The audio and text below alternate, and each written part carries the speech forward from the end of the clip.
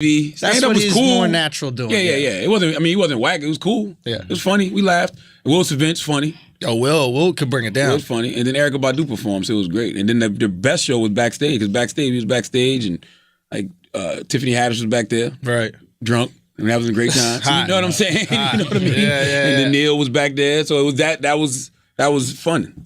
And salute to Tiffany. Her stand-up special comes out. I think it came out. No, it comes out this Friday. Oh, this Friday. Okay. It's Friday on Showtime. So check that out on Showtime, guys. It's called From the Hood to Hollywood. Yeah. I got my guys in here, man. Yes, sir. They have, I don't know if y'all have seen all of these. We call them cards for the culture. For the culture, baby. You know, they're online. They're like Martin trivia cards and house party trivia cards and different world trivia cards. You know, while you're waiting for the alt-right to come protest through your town, you got to kill time before the rally starts. We got to come together. Y'all going to end up coming together if everybody playing these games. Yeah. It might not be a rally. Now, what gave y'all the idea for these cards, man? All right, so basically, like, Republican Company is our parent company. So with that, we had decided we were going to start these sub brands. So that's where we decided to do cards for the culture. We just started a sports agency group. What else? Agency group. Yeah. Great area sports group. Yes, sir. Yeah. Remember the day you saw me coming out of MSG? Yeah. Goddamn MSG. Yeah. I told you. We got the the day. Yeah. we got the day we took that first step. Right. You quit MSG that day. Yeah. Yeah, transitioning out, man. It's about to happen. Oh, you haven't quit yet? Yeah, I mean, I have to get officially licensed, and once that license goes in at the end of the month, I'm no longer eligible to work at MSG. So Oh, wow. it's go time. Oh, once you become an agent, you can't. Yeah, because I mean that's an NBA property at the end of the day. Gotcha. So that's a conflict. Who are you working for? So I'm on the Liberty side. I'm chief of staff for Isaiah Thomas. You know, former Knicks exec, but he's running the Liberty now. You know, part owner over there. So. Yeah. No. What agency? What sports Oh agency? no, we start area sports group. Yeah, we starting our own thing. Yeah, we were just in a. We just hey, I hate that. We got Great Area Sports Group. I'm explaining to you. Okay. First off, that's our last name, but Yeah. when you look at Great. our last name is Great. Yeah. Chris came in to try to help, and he broke something. I'm gonna try to hold it Jesus down. Christ. What Chinese player are you trying to sign that Chris is trying to sabotage? What age? Yeah. No, but like the whole gray area thing is you have two approaches to the business. You you can be completely independent like the LeVar Balls of the world, and then you have the industry as it is right now where the players go play and the agents do the work. Yeah. We're trying to work in that middle ground, and we're going to consider that the gray area. Empower your clients, teach them the business and the process, and at that point, it'll become a more fruitful, organic, circular thing, and that's what we're trying to push with So that. how you sign clients? Well, I mean, for starters, man, I guess you got a little saliva. a little spackle. Yeah, a little nervous. It's on video too, bro. I don't want you to look crazy. Right, You know right. what I mean? Appreciate that. I'm not letting that rabid dog represent me. He's got rabies. What age you got rabies? Nah, man, but like I took the leap, to jump into that business, 2-3 years ago. I was the oldest intern in the NBA. And, with that, I built my network, got those resources, learned the business, and I had an opportunity to represent guys unofficially by just giving them guidance and consulting for the past 2 years. Gotcha. Yeah. Guy got drafted top 3 last year, and then this year, undrafted guy got picked up with the Nets with a training camp invite. Oh, that's cool. So so those two relationships are what's gonna start it. That's what it's all about. We were able to fund it through our cards for the culture business. I mean, we turned the $40 investment to a $500,000 business in less than a year with no money, no investment, no major marketing, no major backing or nothing, like just organic growth. And, it's something that's a very, very underserved market, people looking to do things together, and we gave them the medicine. Where are y'all from? Chicago, right? Chicago, South Side. Two young brothers from Chicago turned a $40 investment into a $500,000 based off these cards. Now, maybe we're not explaining what these cards are. If you haven't seen them online, then you probably don't know what we're talking about. Explain to them exactly what they are. Okay, so I mean, we took something that we were passionate about and then became entrepreneurs. The Martin Show, that's relatable across generations. Kids today, millennials, people born in the mid 80s, 70s, they all can relate to Martin. So a lot of these kids are younger. Explain to them the Martin hysteria. Reruns though. Yeah. Martin's constantly playing on TV. No, I understand, but like, the way that people came to school or that we come to work or whatever like that on a Monday after Game of Thrones, this was the same thing on, I think, what was it? Thursday would be Martin, and then Martin in New York Undercover. And then New York Undercover, right? So Friday morning, so Friday morning in school, that was the conversation, right? That was the lunch table were reenacting these different scenes because it wasn't a social media then. Nothing. So they come into school quoting Martin. You had your hot takes? Yeah, like they coming in there, talking just like Martin. So that was their way. That was their, social media. How they were able you had to wait a whole night for your hot takes. Exactly. But it gives you the whole night to perform, stand in the mirror. This is what I'm gonna do when I get to school. With your brothers and sisters. Yeah, exactly. Wait to call a young girl who had a little unkept kitchen in the back. Yeah, like he showed you, like he was the king of roasting. That's what we say in Chicago, where you talk about people that you don't like, and that's what people came to school to do. Man, there was one of the things that I grew up watching Martin, right, and I never watched Seinfeld, which is quite rare for a comedian, right? Seinfeld's like the gold standard of especially sitcoms, a white comedian, especially a white comedian. Right? So, but I never, and I'll tell you why I love Martin so much. I think you talk about the roasting. So Martin would make fun of Gina's head. Yeah. Right? Yep. And what I thought was so funny and real about it is in real life, that was Gina's head size. Yeah. He wasn't making fun of a character. No. Yeah. Do you know what I mean? He was making fun of this fucking lady's head. But they made with his ears. With his ears. Exactly. Yeah. So it's like, yes, it's a fake show, but what we're snapping on is real stuff. shit. Like they talked about Tommy's bald head all the time. Like, so how am I gonna go watch fucking Kramer walk into the room? Fat-ass girl, Big Shirley. Yeah. All I'm saying, there was an element of realness to it that I related to outside of just a storyline. Yeah. Right? Like we were really roasting these people's real lives. And Martin has a cult following. I was at a game night one night, and it's 4 people playing spades, and it's like 10 people on their phone, and another 10 people having a conversation, and I'm just sitting there like, I could create something that we all could come together and play these games, and we don't have to worry about being on the phone. And the next day I went home, went on Google how to make trivia games. I created this Martin Trivia logo, ordered it the next day. The next week came, and boom. I called Rick. I'm like, all right, we got the games. We need a caption or something. We had posted because we were doing just the Martin shirts and stuff. So we already had this time last year. We only had 4,000 followers. We had 21K now, and I was like, all right, I got this last $40. I'm either going to pay these bills or I'm going to take this chance. And I was like, you know what? I'm a big dreamer. I take risks. I have no issue spending my last because I believe in something. And, we posted it. I didn't have nobody to call to get money for overhead. So I'm like, forget it. I'm going to do a pre-sale. Bam. And I did the pre-sale. We got 150, 200 orders. I used that profit to get the overhead. I took a little money to pay the bills that I had coming up because, I literally had $147.27 sleeping on my girlfriend's couch in the basement. Yeah. We just got an office. I was still sleeping up in her basement for the whole time, just grinding. What's your name? What's your name? I'm Jason. Jason, and I'm Rich. And Rich. Yeah. What's interesting is that I feel like every entrepreneur remembers their last $150. Yeah. Do you know what I'm saying? I swear to God, you speak to anybody who started their own business, they remember the point in time where it came to you had to make that decision. Yeah, you have to I even remember even with stand-up, but it's interesting that is a moment that's emblazoned in our mind.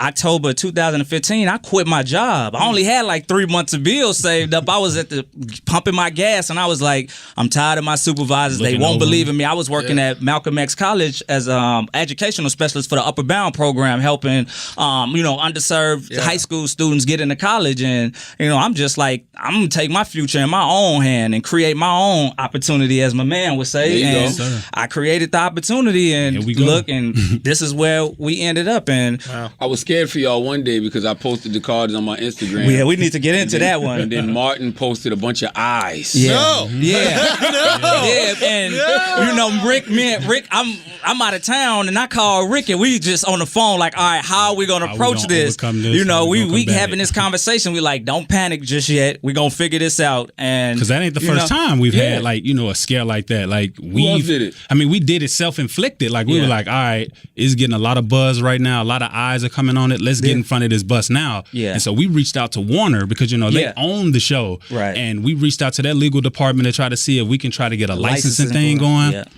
Man, we found out that they didn't even own the rights to the logo. Right. So what we were able to do was go on to USPTO, the trademark website, trademarked it ourselves. Yeah, and now trademark. This is trademarked. Martin's. So Martin's logo is owned by you. Yes. So you if they guys decided, own because they never got into merchandising. Yep. So if they got into merchandising, then they would have to call us and we License can figure it something to out. us. And So you need to put some eyes on Martin's page. Yeah, that's what you need to do. I mean, we can, but we Martin's sent the God, though. That's but he DM'd us. He said, he DM'd us that day. He was like, he loved what we doing, and we sent them some games, and the rest was history. It's crazy though because probably back then, a lot of people weren't up on their business the way they need to. Like right now, you're not doing no TV show, no movie, no nothing without getting a piece of the merch. Or Exactly. owning the trademark or anything. Yeah, back then, they so- probably weren't even thinking about that. Exactly, kind of and we almost were gonna be in like a $500,000 debt into them, and he woke up the next morning like, wait a minute, we're not doing that. We're not doing that. We don't have to do that. He trademarked it, and everything got cleared. And What about the other stuff like House Party, Different World? Yeah, you can look them up one by one, owned by Republican company. Yeah, yeah. Man, I love you too, boy. Yeah. Chris is saying, whisper in the back. Chris is trying to trademark MASH. Chris is like, I'm gonna go trademark MASH. Yeah, so I mean, the whole fresh off the boat. But yeah, we was like the whole thing was because this last year we were like this year we were like we want how Amazon they started off just doing ebooks, and I called him. I'm like, we could do the same thing with these trivia games. Yeah. And that's how we started. And we said we was gonna build the biggest e-commerce trivia library in the world, which I can say that we have just independently, like we have the most games. Like we created over 20 games in less than a year. Yeah. Like, I mean, it's more games than No Limit CDs in the 90s. I respect the hustle so much, man, because, like Jay-Z says, financial freedom is our only hope. Yeah. And like, this is like a very unorthodox way to make $1. Yeah. You know what I mean? Especially when you young and you black, like everybody wants to run the entertainment. Everybody wants to run the athletics. Like y'all really use your brain and y'all are using something from the culture. Yeah, that's why we said cars for the culture. Like these people, they crave this stuff. Like people are looking. See, everybody want to get into the app space, which I understand,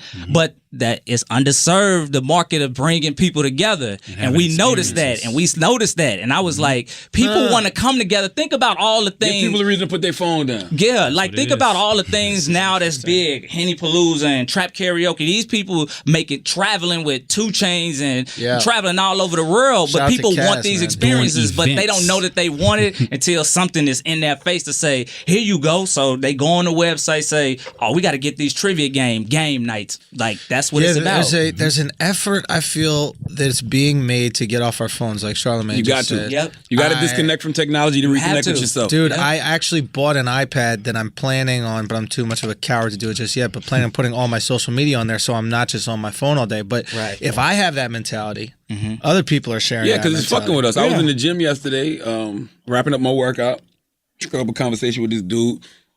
We started talking about anxiety and shit, and he was telling me that he was having trouble sleeping, and immediately, before he even said what he was going to tell me, I knew why he was having trouble sleeping. Right. His fucking phone.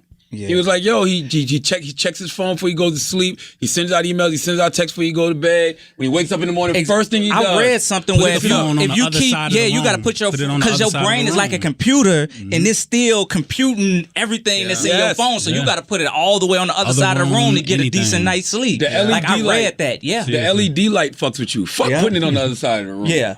Take it out the room, period. Yeah. You don't need it. Like take it out the room, put it in a whole other room. And when you're ready to lay it down, like around 9 o'clock, 9:30. Fucking shut it down. Disconnect. I was listening to Ariana Huffington on Oprah Winfrey's podcast this morning. She said she takes her phone out of her room. Yeah. And just leaves it in a whole other room. Dude, we're addicted. That's addiction. It's bad. When you need to take something out of the room so you don't use it, because you have that little control. It's bad.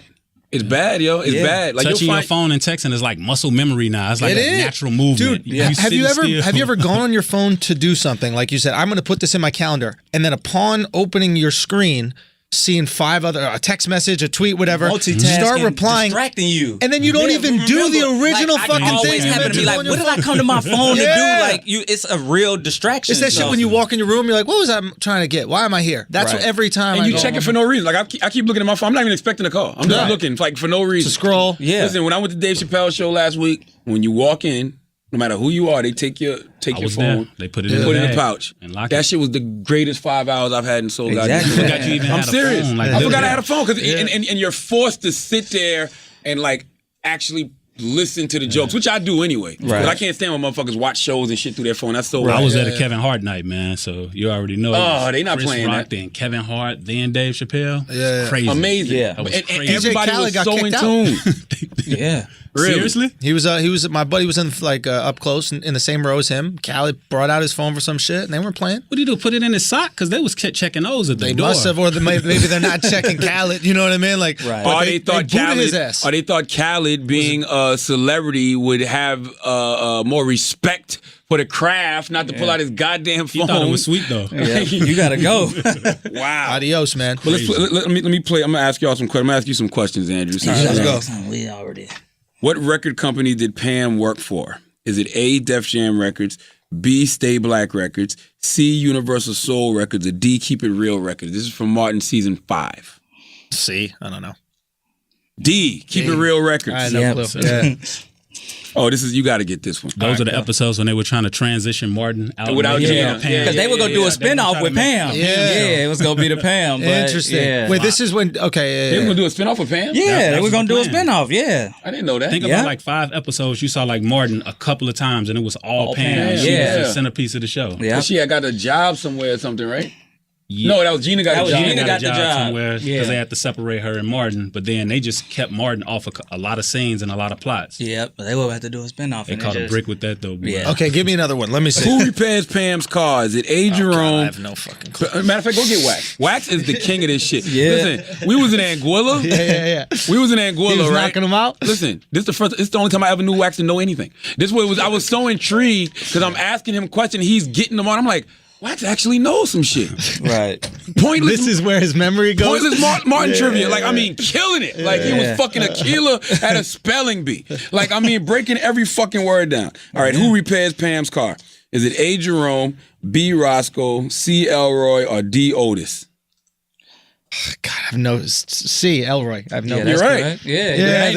The he name sounded mechanic. familiar. That's Don't you all the know fuck no I got. good? That's all Yeah. it Like is. Young no Hezzy, good. man, you gotta Yeah. know Martin. Yeah. Say what? I said with a name like Young Hezzy, you gotta know. I gotta know Martin. a little bit Yeah, about yeah. Part it. of the culture. Yeah. Okay, what was Martin's favorite sport?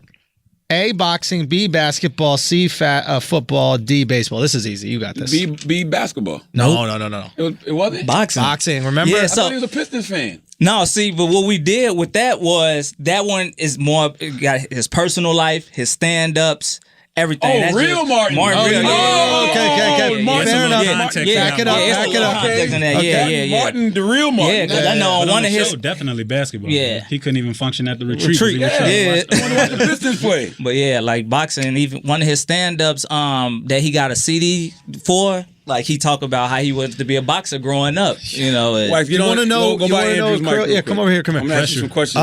You We'll want to play the know a Martin real trivia we was interesting playing in story Anguilla. about Martin? And Chris Rock tells a story about how great a stand-up Martin was. So Chris Rock took Martin on the road with him when he was younger. Rock was like an established comedian, but Martin was up and coming. Right. And Rock admits to not being able to follow him.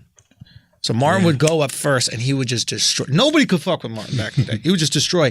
And I heard a kind of rumor that that's what inspired Rock to develop his kind of like, so what we did? Like, that's not how Rock speaks regularly, right? But he realized in order to follow this guy Add who was some a character beast, to your I need to take it to another level. I need to add something to it. So Right. in a lot of ways, you could credit Martin for making Rock who he is. Chris does kind of talk like that. He talks like that in person for real. No, he don't. Chris conversation. Today, Chris talks like a professor in person. Yeah, but it's hello, still, how are it's you? still Everything? Yes, I'd like to. It's still an enunciation of words. Right. Like when I saw him recently, he was like, a double wide?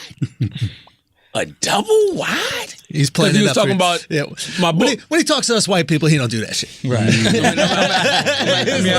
Now, Wax, this is from Martin season 2, Wax. Yo. When proposing to Gina in the park, what did Cole bring? Was it A, flowers, B, champagne, C, the ring, or D, food? It was a food because he started eating it. He ate it. Yep. It wasn't just food though. It's a double. What was it? I forgot what it was, but he ate it, and Martin got mad as hell. He said he was hungry. Yeah. It was the champagne and the food. Yeah. He drunk it. He drunk the champagne too. Dad did the birds noise when he left. When he left. Yeah. This is from season 2. That's the beauty of it. Like you play the game. You playing the game, but you also having this dialogue and you reenacting the scenes. You could barely get through a deck. That's why I'm laughing. Yeah, it's you can barely get through a deck of the cards because that's what happens in the night. Is gone. How much was Martin's portable CD player that bruh man stole? Yeah. $100 A, $200 B, $400 C, $500 D. I'm not sure exactly how much it cost. I wish you had asked me like who took it, or I mean, what movie did they reenact when they was? You know what I'm saying? It's in there somewhere. It's in there. What movie was it? In New Jack City when he said, "Cole, sit your $5 ass down." Yeah, when he had the rock holler, and you can see Tommy and them like laughing, and that's what made the show so good because they kept that scene. Yeah, but they laughing during the scene, like when he throws the dog on the table and starts barking, and Tommy is just cracking up. Almost, like that's the authenticity of that People show. always talk about that SNL shit about how the characters break and everybody would like it. It's like you would see that happen in episodes of Martin. On Martin. The Varnell Hill episode when Tommy Davidson was on there when they had the radio station scene. Man, Martin couldn't even keep his face straight, man. Tommy is another one. Tommy, I mean, when he wasn't doing crack or whatever the fuck he was doing, Tommy was a beast. That dude was a beast. Let's do one more. Who you mean Tommy dead? Why you talking about he on crack? Tommy Davidson, man. Not Tommy Strong. But rest in peace, Tommy Strong. I thought you were talking about Tommy, man. I was about to get you, man. I'm like, yo, don't do that to Tommy, man. That's a soft spot for Martin fans, though. Yeah. When Tommy chill dropped, out, like, that was real. You know he's a cornball. He's our cornball. All right, who did Mama Payne spend Thanksgiving with in order to avoid seeing Sonny and Junior? Was it A, bruh man, B, Shanae, C, Cole's mother, or D, Jerome? Damn. Say that again. Who did Mama Payne spend Thanksgiving with in order to avoid seeing Sonny and Junior? But you gotta understand, it was 2 different Thanksgivings, yo. Remember, listen, for real, because you remember the one when they had the cook-off. Right. Yeah. Is that this one where they had the cook-off? Nah. But the key of the question is to avoid Sonny and Junior. That's the only Thanksgiving episode that they were a part of. Okay, so where did she dip off to? Yeah, she did dip off somewhere. I don't think it was. Was it Shanae? 5, 4, Nah. 3. Did you give him answers? Yeah, say it again. Tell me A, again. bruh man, B, Shanae, C, Cole's mother, D, Jerome. Damn, it's not Jerome? No, man, damn. it's bruh man. Remember, he came downstairs and was like, "Your mom's upstairs in my apartment." Yeah, Martin was like, "What?" Yeah, he was dodging. Damn. And that's the same episode when they had the cook-off? I don't think. Oh, and the guy had the patch. Oh, Junior. Yeah, when Junior and Sonny came. Yeah, when Junior. You talking about It the was pass hard. the peas episode. Yeah. The peas like it used to do. Hey, Moral of the story is, you've never heard Wax know any goddamn thing. And this motherfucker knows it all. But that motherfucker knows Martin. right. Pick up the pieces. Where can they find these cards, man? Cardsfortheculture.co. .co is not a typo. That's right. Cardsfortheculture.co. And y'all got Martin. Yeah. I saw y'all put up Insecure last We just put up Insecure put that just on before now, we and it's came actually here. it's going like they ready for that. But crazy. yeah, we just put that up. We like I said, I woke up like Thursday morning and was like, we have to do an Insecure. I put it together, the prototype. ordered it. It came Monday. Took some pictures before I got here and was like, "We gonna put it out there and see." And don't forget, they we on protected Instagram it, so right now it. going crazy. Like we own that, so don't pull it. People hit y'all up and be like, "Yo, y'all got me some pussy off those cards." Like, hey, a lot of people buy them to play with their significant that's other. what I'm like, saying. I get some pussy off this. If you like, get the answer wrong, you gotta take a shot. Like, like you take a shot and take something off. Yeah, All like day. we got an ebook that explains it. Yeah, like we give people the power to create these different ways to play it. Yo, like, listen, put something at the bottom like a happy ending or something, or give head. I know. You can do that with every deck of cards except for the Cosby Show cards, okay? Yeah.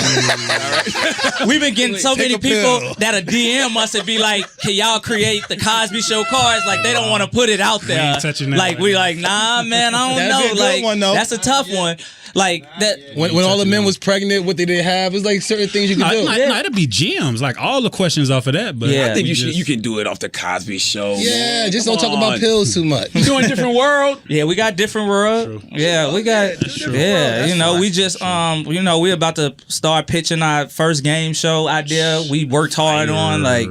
We about to take it to the next all it level. takes is one, man. Yeah. Ovis and Haber from CAA, it took one idea, one game show when they left William Morris, and now CAA is the biggest entertainment agency in the world. Wow. All it takes is one, baby. Yeah. Listen, I got y'all back, man. Cardsfortheculture.co. Appreciate you. Salute to my guys, Jay and Rich, man. Please support these brothers. They have created something that is bringing people together. I'm telling you, we played this in Anguilla. I take them with me every time we go to Anguilla, but we played this on the beach and played it for like 2 hours. Just like you just get lost in it. Yep. Yeah, man. So, What's your Instagram? Where they can follow it? Republic and the Company. That's our Instagram. It's called what? Republican Company. Republican. Republic and Republican Company. and